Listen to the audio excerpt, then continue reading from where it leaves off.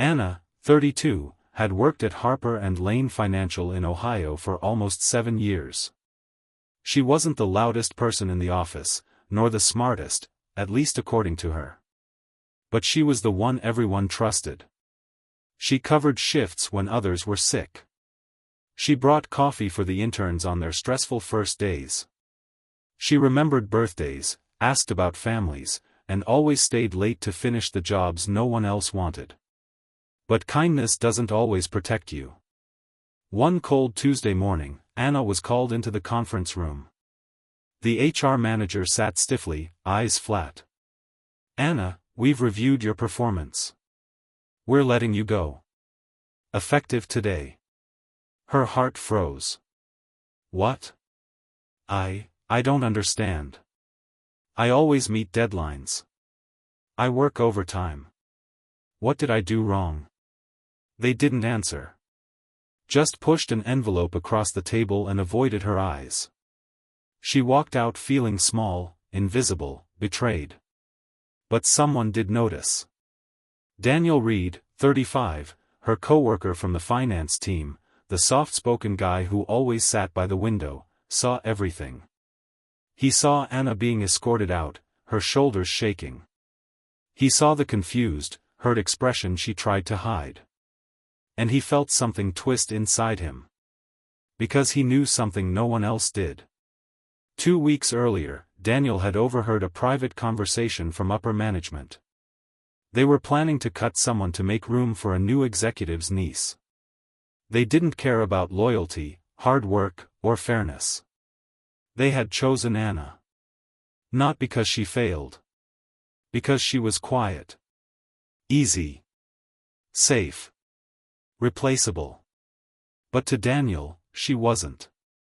Daniel wasn't the type to confront people. He avoided conflict whenever possible.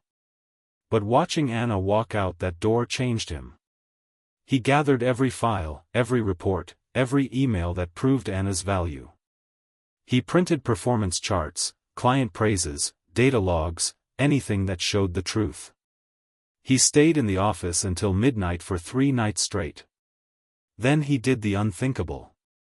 He requested a private meeting with the senior board. When he stepped into the room, his hands were shaking, but his voice didn't waver. "Anna James was wrongfully terminated. And I can prove it." The board members stared at him, some shocked, some annoyed. But Daniel didn't stop. He laid out every document, every fact, every proof of the unethical decision. When one executive tried to dismiss him, Daniel looked him in the eyes. "Sir, this isn't just about policy. It's about integrity. If we let this happen, what kind of company are we?" The room went silent. For the first time, Daniel felt powerful. While Daniel fought behind the scenes, Anna was facing her own storm. She sat at her kitchen table staring at bills she wasn't sure she could pay. Her 10-year-old daughter, Lily, kept asking, "Mom, are we going to be okay?" And Anna did what all strong mothers do. She smiled through the pain. "Yes, sweetie. We will." But at night, she cried quietly so Lily wouldn't hear. She applied for jobs, but the rejections came quickly. She felt like her world was shrinking. She had no idea that someone was fighting for her in places she could not see. A week later, the company board called an emergency meeting. Daniel's evidence shocked them. But what truly shook them was the fear of a public scandal. They questioned HR, demanded explanations, and reviewed Anna's history. By the end of the meeting, one fact was undeniable. Anna's termination had been unfair. The company prepared a formal apology letter, compensation, and, most importantly, a request for her to return. But Daniel asked for one thing. "Let me be the one to tell her." On Saturday morning, Anna heard a knock on the door. She opened it to find Daniel standing there, nervous, holding an envelope. "Daniel? Is everything okay?" He took a breath. "Anna, they made a mistake. A big one. And I couldn't just stand by and watch.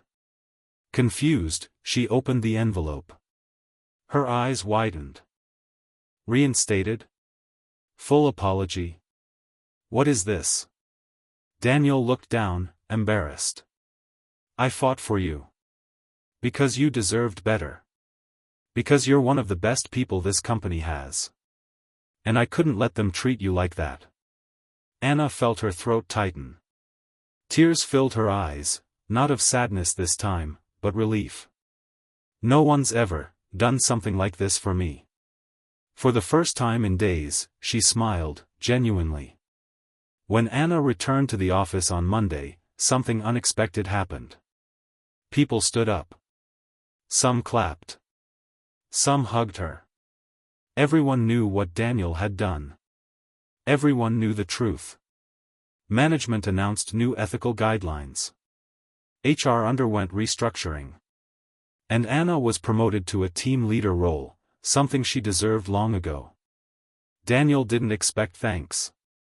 He didn't want attention. But he earned something even greater.